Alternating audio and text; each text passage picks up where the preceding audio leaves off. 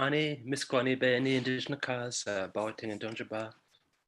My name's Zach Khalil. I'm from Bawating, what's currently known as Sault Ste. Marie, Michigan, based in New York. One of the contributors to New Red Order. I just want to thank Anna and Sven and Richard and everybody for setting this up and everybody for attending. Super appreciate it. I'll keep a little intro brief for this presentation.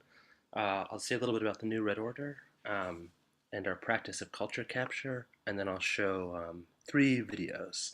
One, which is Never Settle Calling In, which is a recruitment video for New Red Order. New Red Order is a public secret society, and we're actively recruiting new members. So if after this anyone's interested in joining, you can go to newredorder.org to sign up, or call 188-NEW-RED-1, which is our hotline. The term public secret society sometimes throws people off a little bit. New Red Order itself is an organization sort of which got its name and sort of formed in contradistinction to an actual secret society that exists today called the Improved Order of Red Men. That's a secret society that traces its lineage back to the Sons of Liberty and the Boston Tea Party, a sort of foundational American act where settler colonists dressed as Mohawk Indians to protest British taxation and throwing tea off in Boston Harbor. Improved Order of the Red Men is an actual secret society, much like the Shriners or the Freemasons, a sort of fraternal organization that's existed since the 1700s. It exists still today and is headquartered in Waco, Texas. And they only started allowing non-white members in the 1970s. But it's a society that really is fundamentally about and based upon this sort of desire for indigeneity, this desire to be Indian or to play Indian, which is something that's really deep at the heart of this country's dreams and mythologies. As Native artists operating in settler colonial spheres, we kind of think about how we're constantly asked to be informants in the typical anthropological sense. We're asked to inform on our communities and cultures in a way that can sometimes be extractive. It's often extractive, especially when you think about the history of film itself.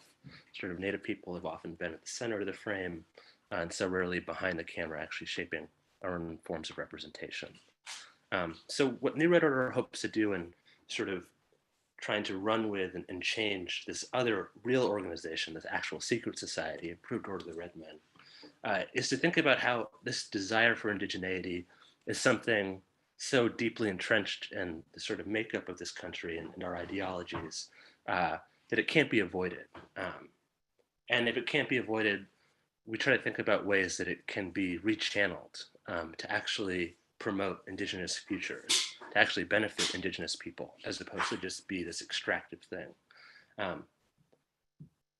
Which means that we don't, when we see there a desire for indigeneity, we don't inherently want to shut it down. We want to use that as a space to explore what indigeneity means to different people, why that attraction is there, and how can that interest be made useful for both indigenous and non-indigenous people.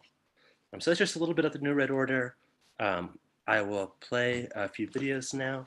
A recruitment video, which is 4 minutes, Culture Capture Terminal Edition, abbreviated version that is 6, and Culture Capture Crimes Against Reality. 2 of those videos implement photogrammetry and 3D animation in a way that I think we'll talk about afterwards. So I'm going to share the screen, and I'll see you on the other side for a conversation. Thanks so much.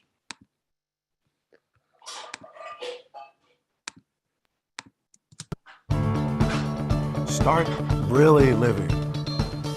Experience clarity. Act with confidence. Attract abundance. Be a part of the solution. Leave behind a better world. Never settle. On some level, we all want to feel this way, But sometimes in our globalized, capitalist, settler colonial society, it feels impossible. Which is why the New Red Order is developing a dynamic system to help our accomplices achieve all this and more. This free introductory video, The New Red Order, Never Settle, will tell you what you need to know to take control of your life. Hey. It's a story of support. It's a story of mentoring. It's a story of collective liberation. We are encouraging each other, motivating each other, so that we can be stronger together through knowledge. The New Red Order, or NRO, is a public secret society dedicated to expanding indigenous agency and achieving decolonization, which brings about the repatriation of indigenous land and life. But what does that have to do with me or you? Are you a settler? Am I a settler? This is making me feel bad. Does it make you feel bad? What is settler colonialism? Settler colonialism is a distinct type of colonialism that functions through the replacement of indigenous populations with an invasive settler society that, instead of leaving, stayed.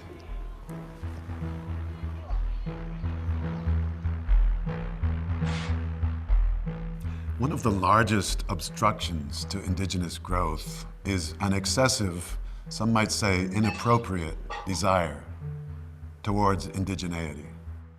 This desire pervades the myths, dreams, and political foundations of the so-called Americas. But how does this desire manifest? Romanticization. Appropriation. Commodification. Cultural erasure. Can these desires, despite their danger, be harnessed, converted, channeled to promote indigenous futures? You can have a place. Never settle. There are many roles for settler colonists at the New Red Order.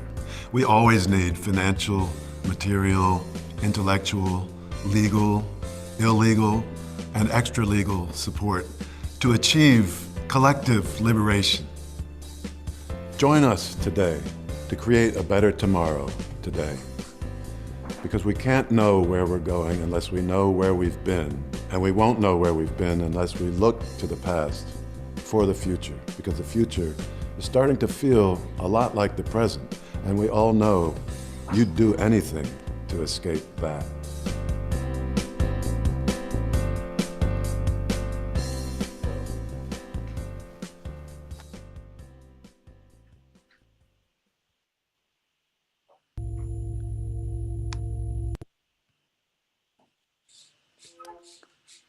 Police in Connecticut are increasing patrols after vandals spray painted two statues, one in Middletown, another in New Haven. The vandalism was posted online. Video shows a man striking the base of the monument with a sledgehammer while someone holds a sign next to it that reads, "Racism, tear it down," and another person narrates the video. Back here at home, a Columbus statue in the capital city has also been targeted. You can see the red paint splashed all over it. The statue was covered to keep the graphic scene from the view of visitors. That there is the Christopher Columbus statue that was vandalized yesterday. Now, police tell us what you see there is red paint. Now, we're not sure who did this, when they did this, or why, but this comes amid an ongoing debate over Confederate statues across the U.S. Just a few days ago, we reported that a group of people started an online petition asking the city to remove the spirit of Confederate statue at Sam Houston Park. Many also consider Columbus.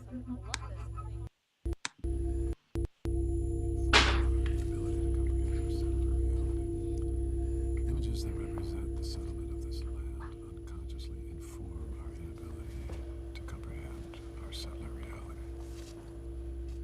Hello, I'm Jim Fletcher, award-winning actor and reformed Native American impersonator. I'm an accomplice to indigenous people And for the purposes of this video, you can think of me as their proxy.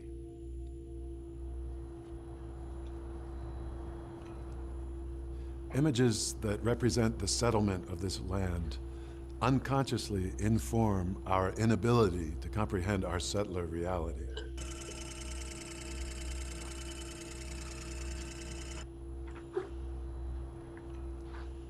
The presence of Indian bodies outside, made of marble, stone, and bronze, often signifies the presence of Indian bodies inside, made of bone, brain, hair, heart, and lung. These monuments conjure terrifying realities.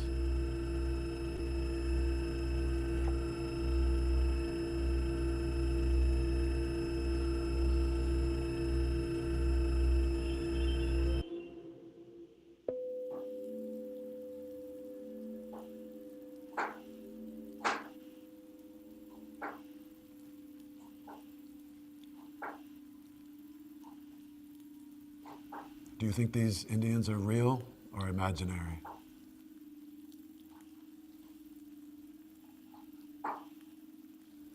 Signs like these conjure realities and create national identities.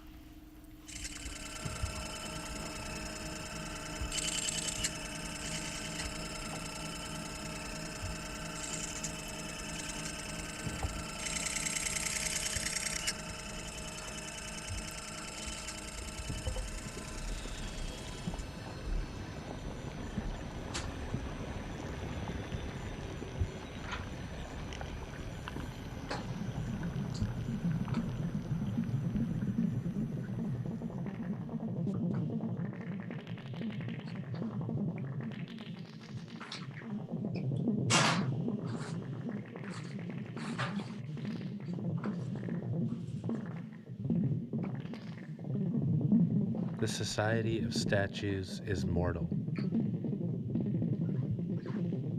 One day, their faces of stone crumble and fall to earth.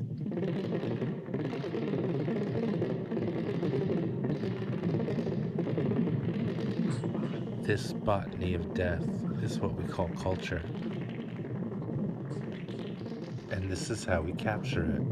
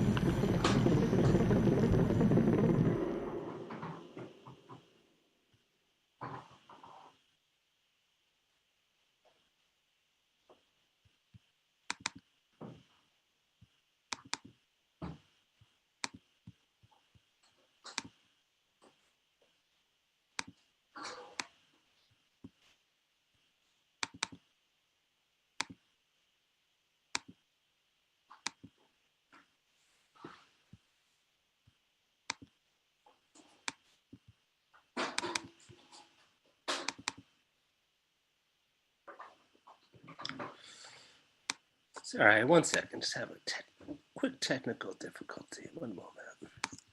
No worries.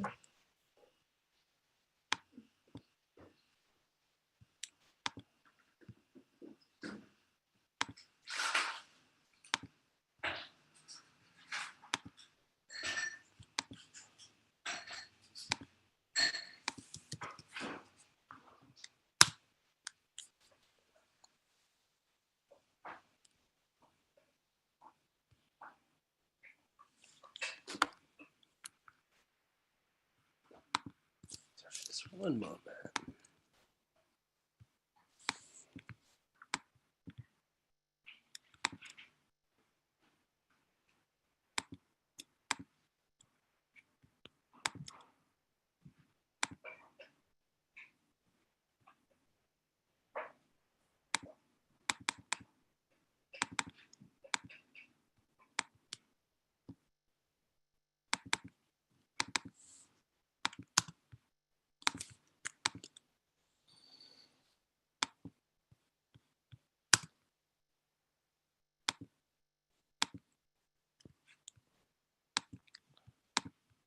Just 1 second.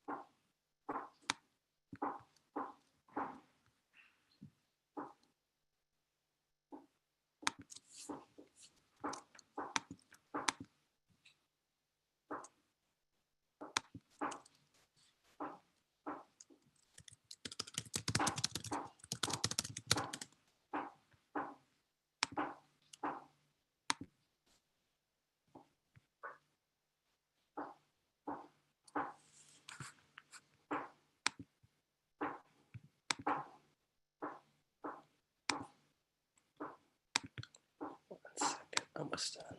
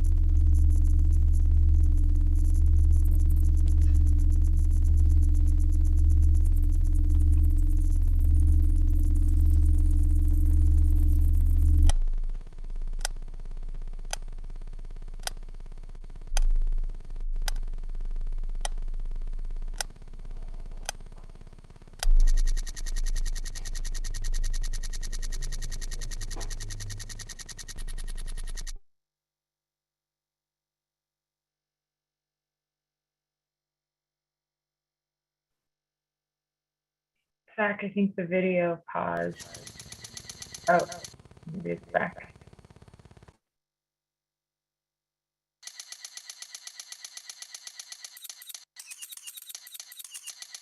Okay.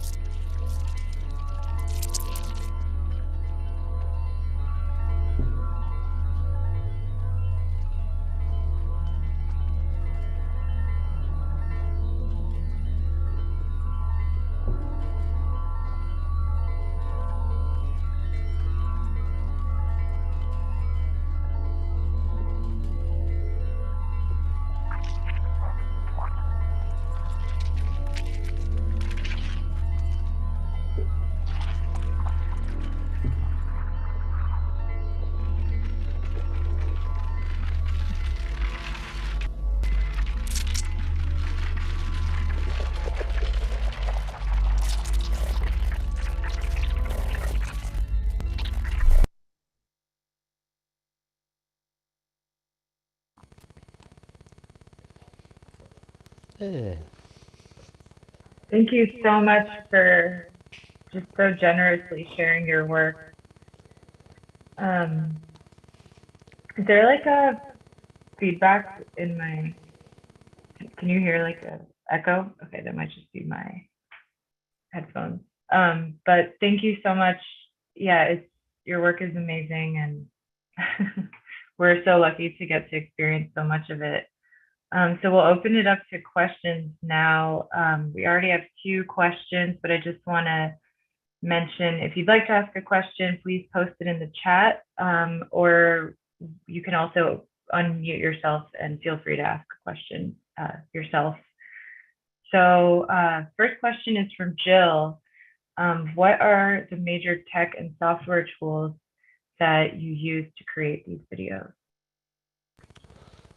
Yeah, thanks so much for the question.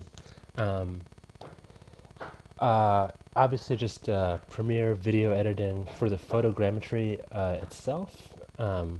We use iPhones and sometimes slightly better digital cameras, an A7 III.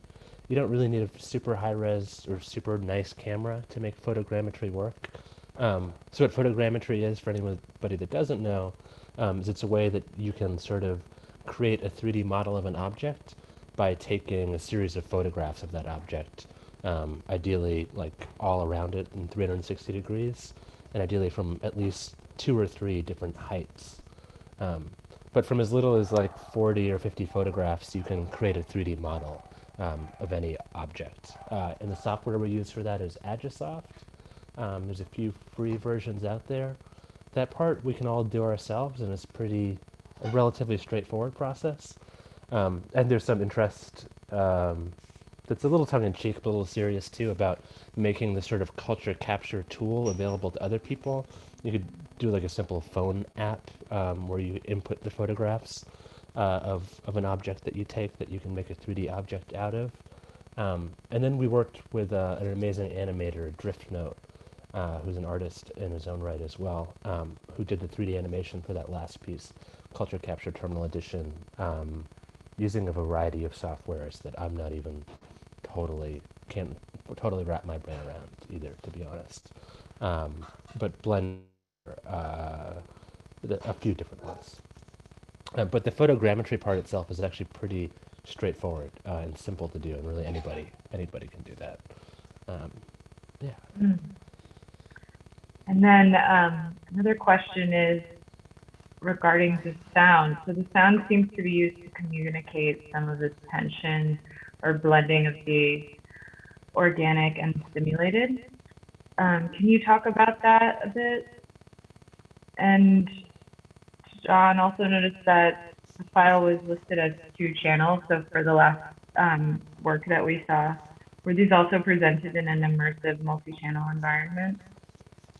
Awesome. Great questions. It's the last channel, the Culture Capture Crimes Against Reality, was originally a 2-channel video piece. Basically what you saw, but that's, separated out into 2 video channels. That was originally installation work. Actually, both the culture captures were both originally created as installations. The 2-channel piece was specifically at the Museum of Contemporary Art Detroit, and really important. It was about 40 feet long by 12 feet tall, and there was a wall in the space. There was that's those specific dimensions, and so that's kind of why we wanted to create that and sort of reference that monumentality. And that kind of helps me talk about the sound as well. It's great to hear that it's kind of creating that tension. Yeah, I think, it's always a different experience watching something on one channel, a laptop. But originally the really large version also has like a really large subwoofer attached to it. And there's a lot in that mix that we might not necessarily be hearing now. And I think that's gets to something about the way that we want to use sound a lot in our work, and in these pieces in particular, where it really is sort of visceral.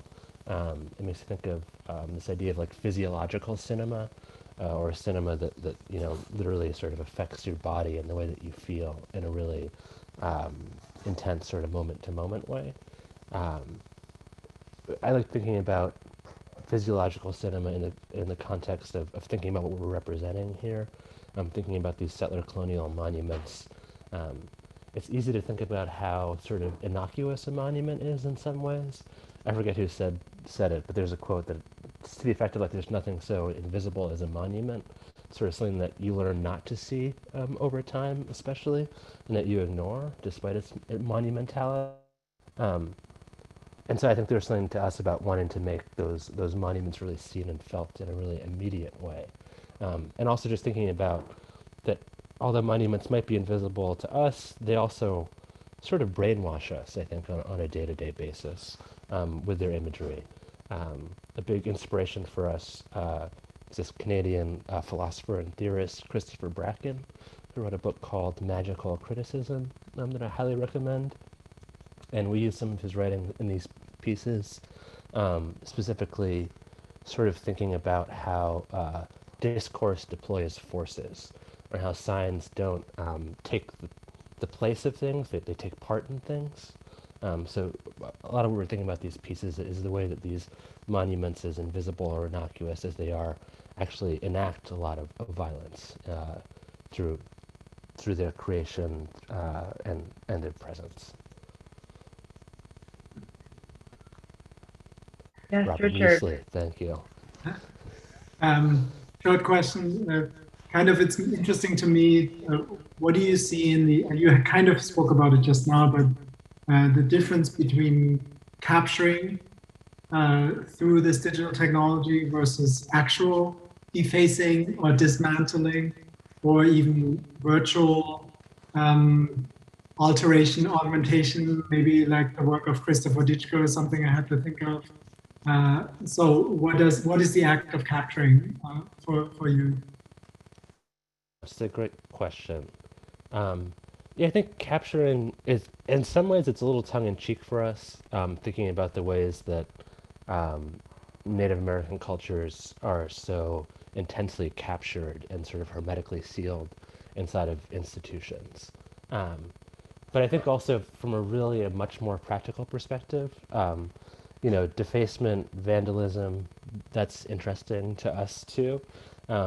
Sort of to step back a little bit, the real impetus, or one of the impetuses for this project, was Bill de Blasio's commission on monuments that happened a few years ago now, where they were looking at controversial monuments in New York. There's a lot of them, but a few that stand out are the Columbus Monument, Columbus Circle, and the equestrian statue of Theodore Roosevelt, which is in both of these videos, which is in front of the American Museum of Natural History. That commission was really interesting, and they brought in a lot of voices, what to do with these monuments. And New Red Order was vaguely consulted in a few conversations. I think there was a big push amongst a lot of people to sort of, instead of just removing the monuments, sort of this desire to sort of create something else. I think that there's a lot of people advocating for sort of creation of indigenous community space and resources to go towards that, instead of sort of being focused on these more symbolic gestures in some ways. But what ended up happening at the end of the commission is that they decided to take an additive approach, which is the way they phrased it. And to them, an additive approach was simply adding a plaque next to the controversial monument, which talks about the fact that it's controversial and why. But to get back to the Robert Musil quote, if there's nothing in this world as invisible as a monument, the only thing more invisible is the plaque next to it, generally. So that was kind of a problematic approach in our minds. And so we kind of wanted to run with that and think about, okay, what's another way that we could take an additive approach to altering or defacing these monuments? And so for us, that started with the photogrammetry, to be able to have these 3D monuments and objects to play with. And I think originally we were really thinking about manipulating, bending, and stretching them, and then actually presenting them as possible models for how they could be amended, or how the monuments could be, how their controversial nature could be addressed in an additive way, in and of itself. So part of what we were thinking about with the capture is that once it's captured, it exists in this sort of virtual space where it really can be anything else, and where defacement can be seen as an additive thing as opposed to a subtractive thing. I think, removal is something that appeals in a big way when it comes to these monuments, for sure. But there's also some problematics lying in that in terms of thinking about the ways that how Native American people are really invisibilized in the United States in general. And one of the few ways that we're represented is these sort of racist monuments of settler colonialism. So removal in and of itself in some ways doesn't always feel like the best solution.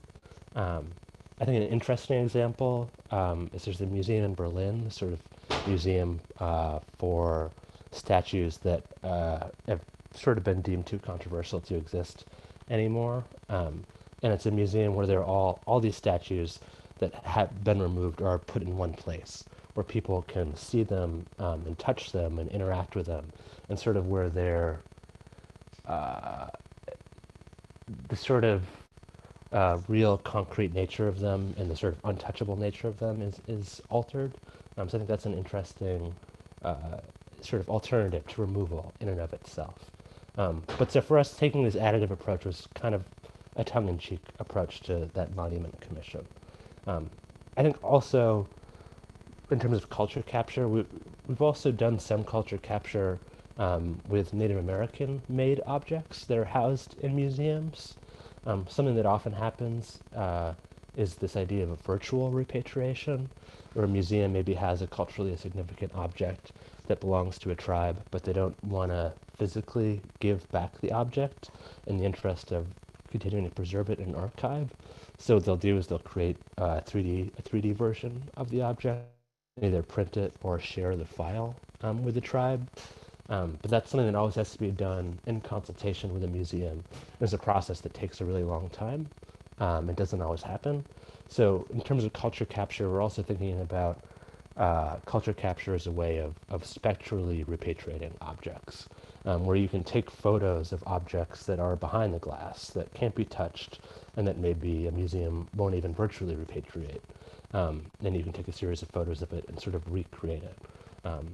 I think we're also interested in thinking about the sort of conflation between the virtual and the spiritual in some ways, and how these objects have real power only through the ways that they move through communities and interact with people.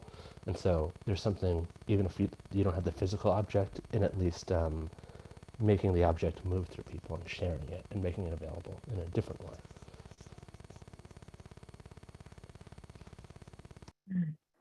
Thank you.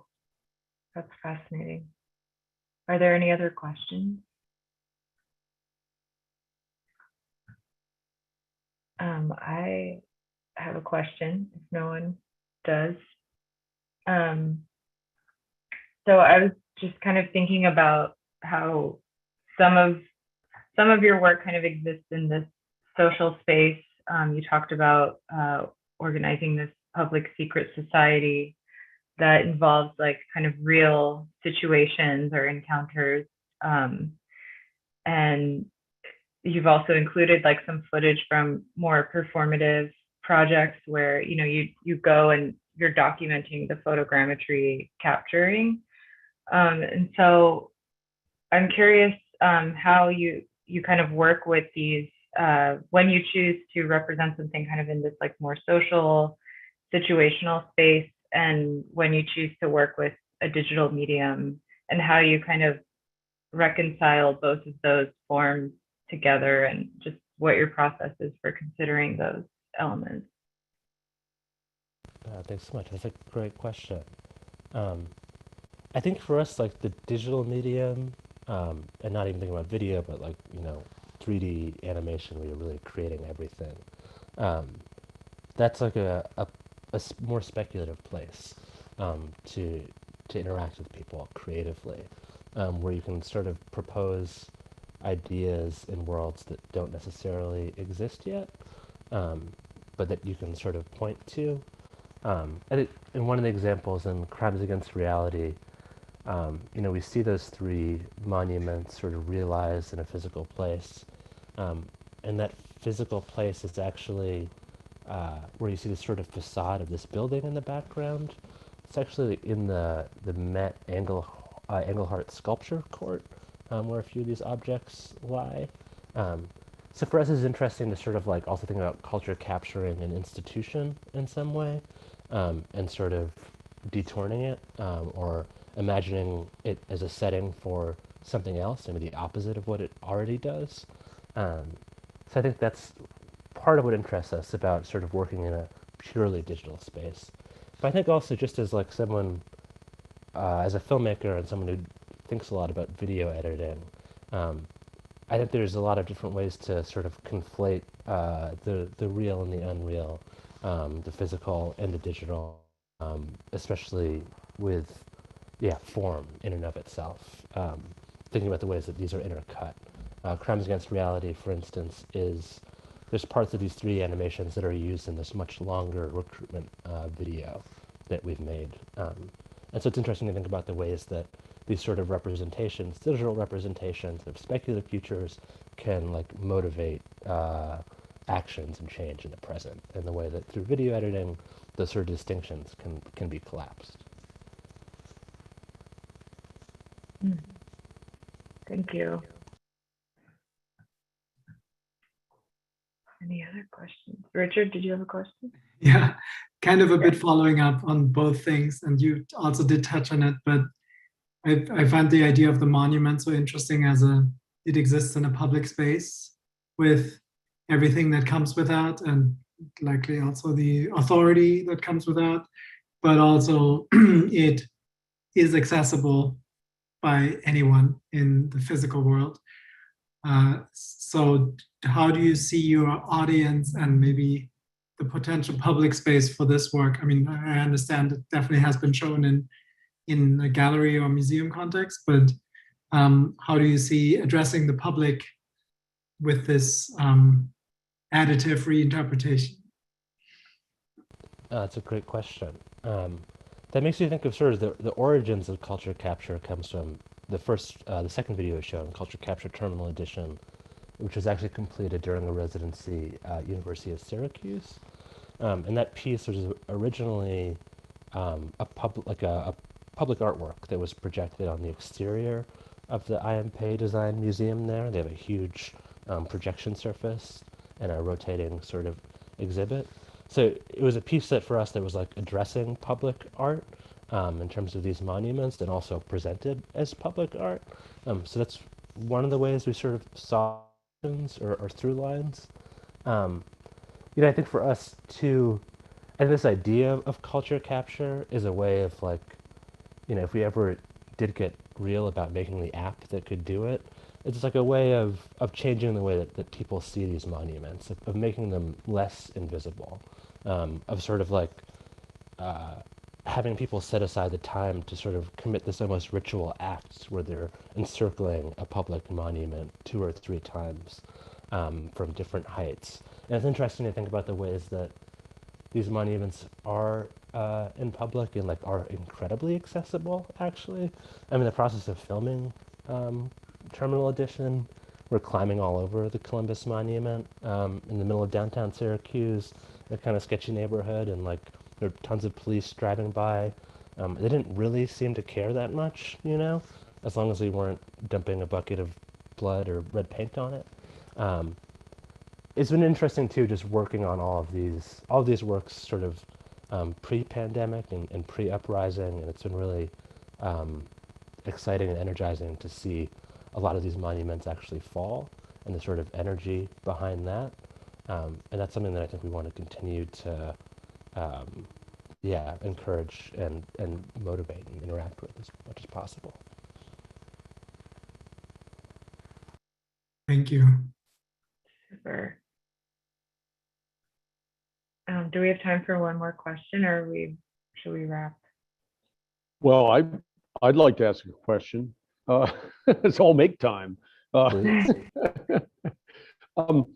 really intrigued, Zach, by this notion of going after the digital artifact of the physical object. There's been, over the last couple of decades, there's been so much activity in terms of scanning objects into the digital. This just strikes me as I was watching your video, it occurred to me, this is what an ideal hacking target to go in and try to actually, in addition to actual physical defacement, you could go after the digital representation of so many of these things, which you're doing to some extent in the videos. But I'm thinking of museum archives. I mean, I don't know where these things are stored. They must be stored all over. But what do you think about this? Yeah, it's a really interesting question. I mean, I think like a lot of museums, are updating their digital archives in the first place, so they already have digital records of a lot of these objects in a way, and I'm sure that those might be vulnerable to hacking in some ways. I think, I don't know, in the context of sort of like traditional Native American objects that exist in sort of ethnology museums, I think there's a way that you could consider those objects to already be sort of stolen or imprisoned in some ways. And so, like, the concern about digital copies of them also being sort of taken again, well, it is concerning in some ways. I think also it's sort of the least of our worries. Because I think the physical reality of them being sort of imprisoned away from their communities is the bigger concern. And frankly, I don't think there's like that much desire for these objects in a lot of ways. There's a lot of interest in them, but so many of these objects that exist in museums or museum archives are just like languished in the archive for 100 years or 200 years and haven't been on display, and people aren't coming to see it because they might not know that it's there or have the resources. And I think the way that we're thinking about digitizing is sort of like a way of stealing it back, or at least taking what part of it back that we're able to without litigation. So, if someone wants to hack it after then, least of our concerns, I think. But yeah, it's an interesting idea, certainly.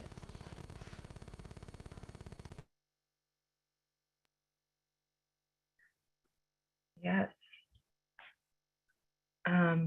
Okay, I suppose now we should wrap up. And I just wanted to thank you again, Zach, so much for your generosity in sharing your work and just opening up about your process. It's really inspiring to see, the breadth and depth of your various projects and just seeing the kind of extensive iterations of each work. So we really appreciate you sharing that with us and taking questions. And I wanted to thank the organizing team for Cloud Salon, Richard, Kay, and Travis, and also Richard and Kaylin Chung for graphic design, Sam Morrison, the program coordinator, and John Sharp and Melanie Cream for support from the program. And something I think that we always end Cloud Salons with is like everyone unmutes their mics and we do a little snaps or claps just to thank you and just to kind of, since we're not in a space, we can share sound. Thanks so much. Thank you. Thank you, Zach. Thank you. Yeah. Thanks so much for checking it out. Thank you so much. Thanks everyone for coming. And yeah, if anyone's interested, newredorder.org or 188-NEW-RED-1 if you want to follow up and ask a question or anything else. But thank you, Anna, and thank you, and Richard, the whole team, and everybody. Really appreciate it. So, thank you. Zach, just to bring closure to the videos, it's okay with you if we include the first one, the recruiting video? Exactly. Okay, excellent. We'll take care of that before archiving it. Perfect. Thanks so much. Thank you so much. Awesome. Have a great night. Thank you. Oh, just Erica Carmoni mentioned that she might have